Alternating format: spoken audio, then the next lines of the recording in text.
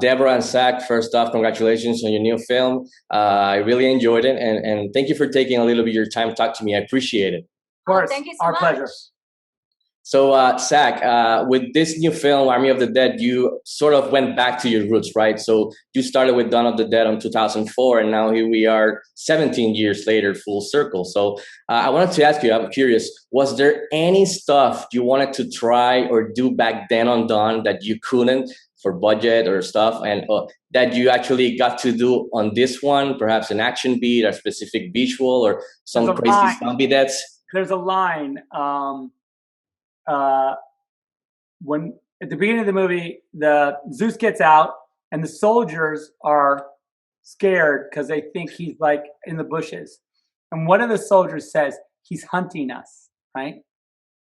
And I really wanted Ving Rhames to say that but he wouldn't say it. So I was like, oh, well, okay. That's awesome. Deborah, one of the things I really appreciate about this film is that the women are badasses. I mean, Ana de Reguera's character, Ella Purnell's character, Tig Notaro's character, they're all badass, even more so than the men. So was this always the plan from day one when creating this sort of, suicide zombie squad? And how important is it to you as a producer to see this dynamic played out on a film that you're working on? Yeah, well, listen, it's enormously important to have strong women both in front and behind the camera. And I think the great thing about Zack and his, whether it's casting choices or whether it's story, is he always propagates these films with these strong women. I mean, I feel like Gorgo in 300, her role was, 2 frames in Frank Miller's book, and it got to be this huge part where she equaled him.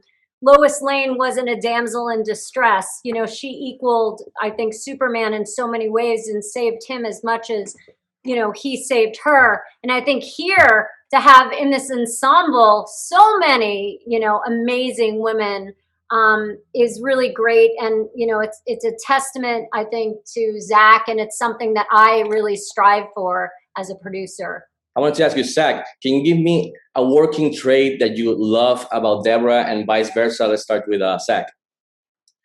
I would say that one thing that's amazing, well, one of the many things, but the one thing that comes to mind is that her tireless sort of devotion to the art of the whole thing, that she has no matter what, I'll be like, whatever time of day or wherever we are, I'll be like, let's talk about this scene I want to do or this thing. And then she's like, okay, let's go. What do you want to, what is it?